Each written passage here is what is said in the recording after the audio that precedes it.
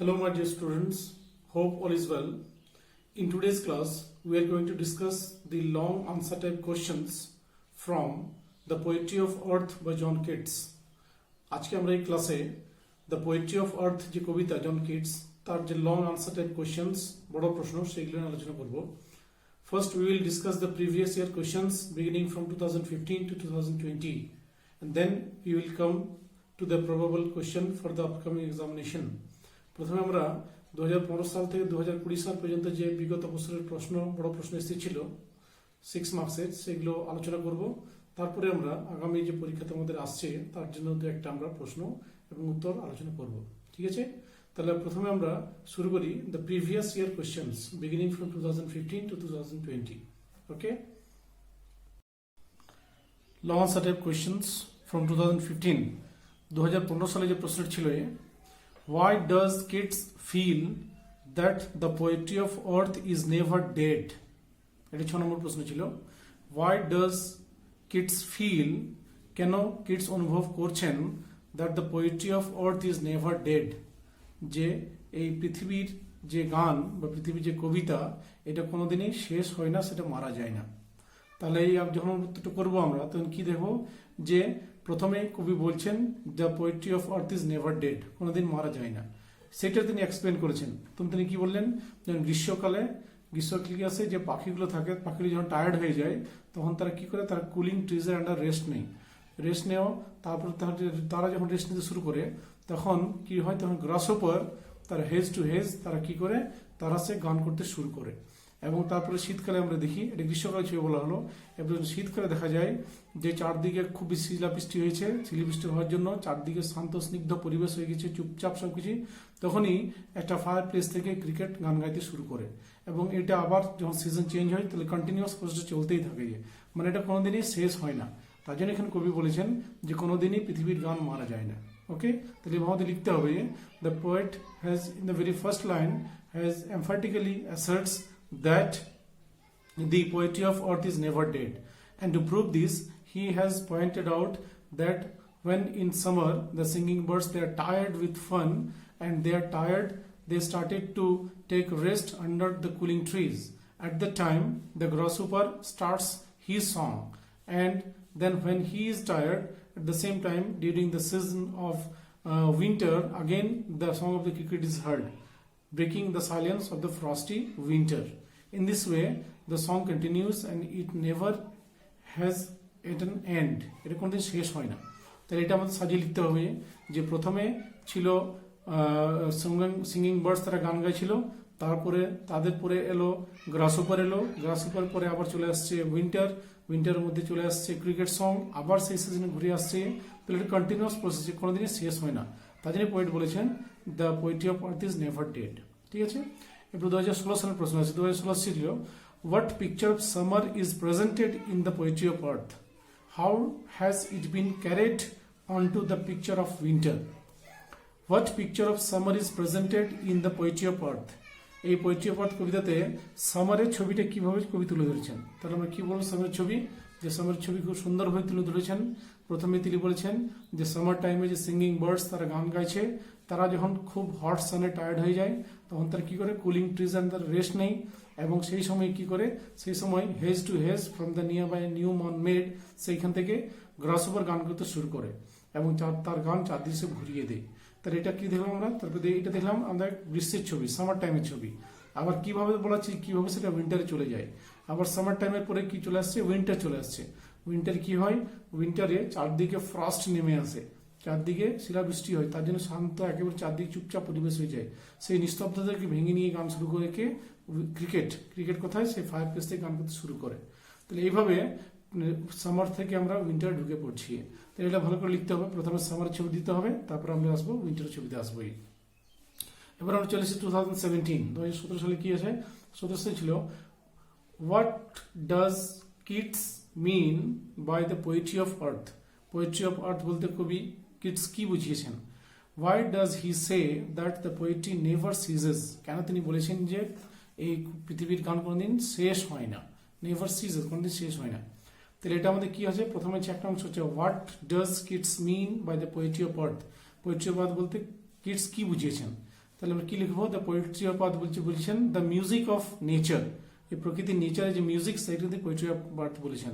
এবং তিনি সেখানে কি করেছেন, এটা সিঙ্গিং বার্ডসের, তারপরে গ্রাসহপারের ভয়েস এবং তার সঙ্গে সঙ্গে ক্রিকেটের যে শ্রিল সং, এই তিনটা দিনে তিনি রিপ্রেজেন্ট করেছেন, সেটি তিনি পোয়েট্রি অফ আর্থ বা সং অফ নেচার বলেছেন। তারপরে আমাদের বলতে হয় why does he say that the poetry never ceases, কেন তিনি বলেছেন যে পোয়েট্রি কোনোদিন শেষ হয় না? কারণ আবার সেই পরপর আমি চলে আসবো, প্রথমে সিঙ্গিং বার্ডসের গান গাইছে, তারপরে চলে আসছে গ্রাসহপারের গান, তারপরে চলে আসছে ক্রিকেটের গান, আবার সেটা রিপিট হচ্ছে। তাহলে তার জন্য বলছেন তিনি কোনোদিনই সেটা সিজ বা শেষ হয় না। মানে একটাই প্রশ্ন দেখো ঘুরিয়ে ফিরিয়ে আসছে, সেটা ভালো করে সাজিয়ে লিখলেই হবে আমাদের। এবার 2018 এটা কি আছে, প্রশ্ন ছিল justify the title of the poem the poetry of আর্থ। এখানে প্রশ্নটা আলাদা ছিল, justify the title of the poem the poetry of earth. The poetry of earth এই যে শিরোনাম টাইটেল, এই শিরোনামকে জাস্টিফাই অ্যাপ্রোপ্রিয়েট কথা সেটা বলতে বলা হয়েছে। আমরা তোমাদের আগে বলেছি অলরেডি যে যদি কোনো এরকম টাইটেলের প্রশ্ন আসে তখন তোমরা সেই টেকনিকটা ফলো করতে পারো। কি টেকনিক? সে উইলিয়াম শেক্সপিয়ার বিখ্যাত লাইন রোমিও জুলিয়েটের, Shakespeare in his Romeo and Juliet once said, what's in a name? নামে কি এসে যায়, but the naming is very important, কিন্তু নামটা খুবই গুরুত্বপূর্ণ, কারণ নাম থেকে আমরা সবকিছু জানতে পারি। এবং তার সঙ্গে তোমরা বলতে পারো যে টাইটেল বা নেমের ক্ষেত্রে দুটো টেকনিক ফলো করেন অনেক সময় পোয়েট বা কবিরা, দুটো টেকনিক। একটা থাকে কি, একটা থাকে টাইটেলটা অনেক সময় মেন ক্যারেক্টারের নামে হয়, যেমন আমরা জানি Macbeth, Hamlet, Julius Caesar, King Lear, এগুলো মেন ক্যারেক্টারের উপরে নাম হয়ে থাকে। আবার কিছুগুলো যে লিটারেচারের নাম হয়ে থাকে অ্যাকর্ডিং টু থিমের উপরে, যেমন দ্য কমেডি অফ এরার্স, ঠিক আছে, মিডসামার নাইটস ড্রিম। সেইখানে আমরা দেখবো এইখানে যে টেকনিকটা ফলো করেছেন জন কিটস, তিনি সেকেন্ড যে মেথডটা অর্থাৎ দ্য পোয়েট্রি অফ আর্থ, যে মেন থিম, তো থিমের উপর টাইটেল তিনি পেশ করেছেন। তারপরে আমরা বলবে যে প্রথম থেকে আমরা দেখছি from the very first line to the last line যে ডমিনেটিং থিমটা সেটা হলো দ্য পোয়েট্রি অফ আর্থ। এবং দেখলাম কি পোয়েট্রি অফ আর্থ, যে প্রথমেই সং বার্ডস তারা গান গাইছে, তারপর তারা যখন স্টপ করছে তখন গান গাইছে গ্রাসহপাররা আবার স্টপ করছে তখন তো ক্রিকেট শুরু করছে, আবার সেটা রিপিট হচ্ছে। মানে পোয়েট্রি অফ আর্থ বা মিউজিক অফ নেচার সেটা কিন্তু কন্টিনিউয়াস বুঝতে এই কবিতায় বলা আছে, এবং টাইটেল থেকে সেটা খুব বেশি পরিষ্কার হয়েছে। So the title is very aptly appropriate, তাহলে টাইটেল খুবই অ্যাপ্রোপ্রিয়েট, সেইভাবে আমাদের লিখতে হবে। এবার 2019 সালে আসে আমরা, 2019 সালের প্রশ্ন ছিল how does Keats show that the poetry of earth never cease, কিভাবে কিডস দেখিয়েছেন যে কবিতার কোনদিন শেষ হয়নি বা পৃথিবীর যে গান কোনদিন শেষ হয়নি। আবার সেম প্রশ্ন রিপিট হয়েছে, তাহলে কি বলবো? প্রথমে আমরা বলবো যে প্রথমে কার ছবি বলবো, প্রথমে সিঙ্গিং বার্ডসের ছবি, তারপরে চলে আসবে গ্রাসহপারের, তারপরে চলে আসবে ক্রিকেটের, এবার রিপিট হচ্ছে, ঠিক আছে। এবার 2020 সালে ছিল identify the voices of the poetry of earth. How does kids establish its continuity through these voices? Identify the voices of the poetry of earth. Poetry of earth এর যে ভয়েসেস গুলো, কার কার ভয়েসেস কথা বলা হয়েছে, তাহলে এখানে কি কি হবে? The voices of the poetry of earth are the song of the singing birds, এক নম্বর। দুই নম্বর হলো the voice of the grasshopper, তিন নম্বর কি হবে? The shrill song of the cricket। এই তিনটাকে ভয়েসেস অফ নেচার বা ভয়েসেস অফ দ্য আর্থ এখানে বলেছেন তিনি। এবার নেক্সট আছে how does Keats establish its continuity through these voices. Keats কিভাবে এইটার কন্টিনিউটি মানে এটা অনবরত হয়েছে কিভাবে তিনি এস্টাবলিশ করেছেন। আবার সেদিকে ফিরে আসে আমরা, যে প্রথমে কি আসছে, প্রথমে দ্য সিঙ্গিং বার্ডস তারা গান গাইছে, তাদের কথা বলা হয়েছে, তারপর তারা যখন স্টপ করছে তখন শুরু হচ্ছে গ্রাসহপারের গান, গ্রাসহপার যখন স্টপ করছে তার সেই সিজন চলছে, তখন আবার শীতকালে কি আসছে, শীতকাল আমরা চলে আসছি দ্য ক্রিকেটের সং। তাহলে এইভাবে এটা কন্টিনিউয়াস ভাবে চলে আসছে, কোনোদিন স্টপ বা শেষ হয় না, ঠিক আছে। তাহলে আমরা দেখলাম যে 2015 সাল থেকে 2020 সাল পর্যন্ত প্রশ্নগুলো আছে, মোর ওর লেস সবগুলো উত্তর কিন্তু একই, যে কেন এখানে কিভাবে কন্টিনিউয়েশন চলছে এবং কেন তিনি বলেছেন যে কবিতা কোনোদিন শেষ হয় না। তাহলে একটা যদি প্রশ্ন ভালো করে করি আমরা, তাহলে কিন্তু আমরা দেখবো ভালোভাবে এটা করে যাবে। ফলে এখানে প্রবাবল কোশ্চেন হিসেবে তোমাদের একটা দিয়েছি আমি, দেখবে আছে যে তোমাদের যে আপকামিং এক্সাম তার জন্য একটা প্রবাবল কোশ্চেন দেওয়া হয়েছে। কোশ্চেনটা হলো how does Keats mean by the poetry of earth. Poetry of earth বলতে কিডস কি বুঝিয়েছেন? How does he say, sorry, why does he say that the poetry of earth never cease or the poetry of earth is not dead।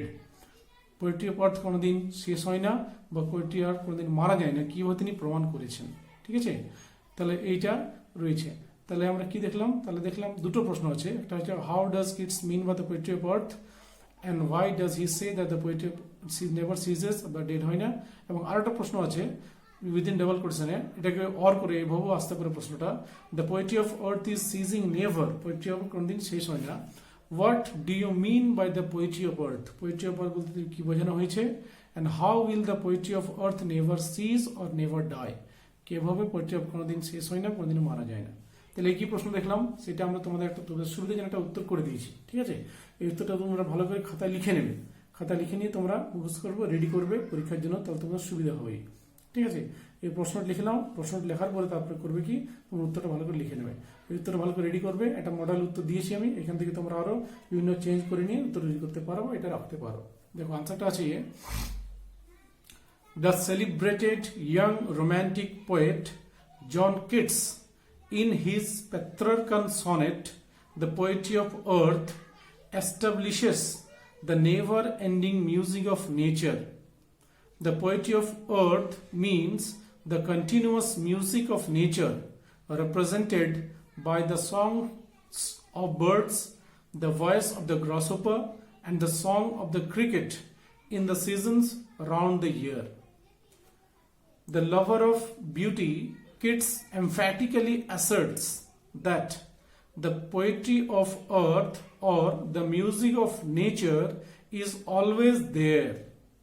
Being tired, the singing birds hide themselves in the cooling trees, and then the voice of the grasshopper takes the lead from hedge to hedge about the new mown made in summer. Even when the frost has caused silence on a lone winter evening, the shrill song of the cricket is heard from the nearby fireplace. So the music of nature is everywhere in all conditions, with its significant continuity.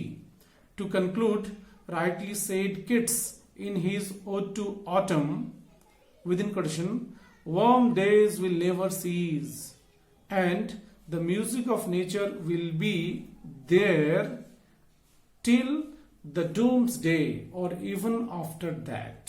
ঠিক আছে, তাহলে এটা একটা বাংলা মানে বলে দিচ্ছি আমি। এখানে প্রশ্নটি ছিল কি, প্রশ্ন ছিল যে what does Keats mean by the poetry of earth, poetry of earth বলতে কবি এখানে কি বুঝিয়েছেন, এটা প্রথমে আমরা দিয়েছি, তারপর দিয়েছি যে why does he say that the poetry of earth never ceases or the poetry of earth is not dead, এটা উত্তর দেওয়া আছে। তারপরে তাহলে প্রথম যে আমার উত্তরটা আসি, প্রথমে আছে the celebrated young romantic poet John Keats. John Keats বিখ্যাত একজন ইয়াং রোম্যান্টিক পোয়েট, তিনি ইন হিজ পেট্রার্কান সনেট, তার পেট্রার্কান সনেটে, তার নাম হলো দ্য পোয়েট্রি অফ আর্থ, এখানে এস্টাবলিশেস, তিনি প্রমাণ করেছেন the never ending music of nature, প্রকৃতির গান যার কোনদিন শেষ হয় না, নিরন্তর শেষ হয় না, সেই একেবারে বিরামহীন বা শেষহীন যে গান, সেই গানের কথা তিনি বলেছেন। The poetry of earth means, poetry of earth বলতে কি বলেছেন, the continuous music of nature, প্রকৃতির যে অনবরত যে গান গেয়ে যাচ্ছে, সেই গানটা তার যে আওয়াজ বা মিউজিক, সেই সুর, সেই তার কথা বলেছেন। এগুলো কে সেগুলো প্রতিনিধি করেছে, represented by the songs of birds, পাখিদের গানের দ্বারা, the voice of the grasshopper, ঘাসফড়িংয়ের আওয়াজের দ্বারা, and the song of the cricket, এবং ঝিঁঝি পোকার গানের দ্বারা এগুলো প্রতিনিধিত্ব হয়েছে। In the seasons round the year, সারা বছর ধরে বিভিন্ন সিজনে তারা গান গেয়ে যাচ্ছে, এগুলোকেই দ্য পোয়েট্রি অফ আর্থ বলা হয়েছে। এবারে চলে আসছে আমরা যে কিভাবে তিনি প্রমাণ করেছেন যে পোয়েট্রি অফ আর্থ কোনোদিন শেষ হয় না। The lover of beauty Keats, কিটসকে আমরা জানি তাকে লাভার অফ বিউটি বলা হয়। তিনি বলেছিলেন, ফেমাস তার কথা আছে, the poetry the thing of art is joy forever, বা the poetry is beauty, beauty is তিনি বলছেন truth is beauty, beauty is truth। তাহলে সে এখানে তার জন্য বলা হয়েছে the beauty of the lover of beauty Keats emphatically asserts, খুবই জোরপূর্বক তিনি প্রমাণ প্রকাশ করেছেন, কি করেছেন, that the poetry of earth or the music of nature, যে পৃথিবীর কবিতা বা এই প্রকৃতির গান, ইজ অলওয়েজ দেয়ার, সর্বদা সেখানে আছে। বিং টায়ার্ড, ক্লান্ত হয়ে, the singing birds hide themselves in the cooling trees, ঠান্ডা গাছেতে কি করে, গাছ যে পাখিগুলো গান গাইছে, যখন তারা টায়ার্ড হয়ে যায় তখন তারা ওই গাছের মধ্যে, ঠান্ডা গাছের মধ্যে লুকিয়ে পড়ে। অ্যান্ড দেন তারপরে the voice of the grasshopper takes the lead, তারপরে গ্রাসহোপার ঘাসফড়িং সে অগ্রণীয় ভূমিকা পালন করে, সে লিডিং পজিশন চলে এসে তার আওয়াজটা কোথা থেকে সেই আওয়াজ আসে? From hedge to hedge about the new mown mead in summer, গ্রীষ্মকালে ঝোপঝাড় থেকে বা বিভিন্ন যে নতুন ঘাস কাটা হয়েছে তৃণভূমি সেখান থেকে আওয়াজটা চলে আসে কার? গ্রাসহোপার বা ঘাসফড়িং এ। ইভেন ওয়েন, এমনকি when the frost has caused silence on a lone winter evening, নির্জন শীতকালের বিকেল বেলায় যখন চারদিকে শিলাবৃষ্টির জন্য একদম চুপচাপ শান্ত পরিবেশ হয়ে গেছে, তখনও the shrill song of the cricket is heard from the near by fireplace, সামনে যে উনুন রয়েছে বা সামনে যে একটা আগুন পোহানোর জায়গা, সেইখান থেকে ক্রিকেটের আওয়াজ কিন্তু শোনা যায়, ঝিঝি পোকার আওয়াজ শোনা যায়। ফলে আমরা দেখলাম কন্টিনিউয়াস হয়েছে। So the music of nature is everywhere in all conditions with its significant continuity. ফলে এই প্রকৃতির যে মিউজিক, তার যে গান বা তার যে সৌন্দর্য, দ্য মিউজিক বিউটি বা তার যে মিউজিক, সেটা সবসময় অনবরত রয়েছে এবং সব সময় সব সিজনে সেটা কিন্তু রয়েছে। টু কনক্লুড, শেষ করতে, rightly said Keats in his ode to autumn, ode to autumn বলে একটা কিডসের কবিতা রয়েছে, সেখানে কিডস বলছেন, সেখানে বি বা মৌমাছি এক জায়গায় বলছে ওয়ার্ম ডেজ উইল নেভার সিজ, যে গ্রীষ্মের দিন কোনোদিন শেষ হবে না। সেইটাই কন্টিনিউয়াস এখানে যেহেতু বলা হয়েছে যে গ্রীষ্মের দিন কোনোদিন শেষ হবে না, মানে এখানে যে পোয়েট্রি অফ আর্থ বা সং অফ দ্য নেচার কোনোদিন শেষ হবে না সেটাকে রেফার করে, তাই জন্য এখানে কোটেশন করা হয়েছে। To conclude, rightly said Keats in his ode to autumn, warm days will never cease and the music of nature, এবং তার জন্য music of nature will be there till the doomsday, doomsday মানে যেদিন পৃথিবী শেষ হয়ে যাবে, রোজে কায়ামত বলা হয়। তাহলে সেই যে পৃথিবী শেষ হয়ে যাবে সেদিন পর্যন্ত কি হবে? এই গান কিন্তু থেকেই যাবে। অ্যান্ড ইভেন আফটার দ্যাট, এমনকি তারপরেও সেই গান কিন্তু থেকে যাবে। তার জন্য কবি বলেছেন এই গানের, এই যে পৃথিবীর যে গান বা song of nature, the poetry of earth, it never ceases or never dies, কোনোদিন এটা শেষ হয় না, কোনোদিন মৃত্যু হয় না। ঠিক আছে, তাহলে এটা তোমরা ভালো করে রেডি করবে, এই একটাই প্রশ্ন ভালো করে রেডি করবে, তাহলে কি তোমরা এখান থেকে কিন্তু উত্তর লিখতে পারবে। মানে আমি বলতে চাইছি যে টাইটেল বাদ দিয়ে যদি যে কোনো রকম থিমেটিক কোশ্চেন এখান থেকে যদি আসে, তাহলে এই আনসারটা তোমাদের দিলে কিন্তু তোমাদের উত্তরটা নাম্বার পেয়ে যাবে, কোনো অসুবিধা হবে না, ভালো করে রেডি করবে। ওকে, তাহলে আমরা প্রথম কি করেছিলাম তো আমাদের রিপিট করি, যে প্রথমে আমরা পোয়েট্রি অফ আর্থ ডিসকাশন করলাম, তারপরে সেখান থেকে এমসিকিউ করলাম, তারপর এসসিকিউ করলাম, আজকে আমরা যে লং কোশ্চেন সেগুলো আলোচনা করলাম। তোমরা ভালো করে তৈরি হও পরীক্ষার জন্য। এবং এরপরের যে ক্লাসগুলোতে আমরা কি করব, আমাদের যে প্রপোজাল দ্য ড্রামা, এই যে ড্রামাটা হচ্ছে দ্য প্রপোজাল, সেইটা আমরা আলোচনা করবো, আমরা পড়বো, সেখান থেকে এমসিকিউ আলোচনা করবো, লং আনসার ছবি আলোচনা করবো। ঠিক আছে, টিল দেন গুড বাই, ভালো করে তৈরি হয়, keep studying, keep learning, thank you.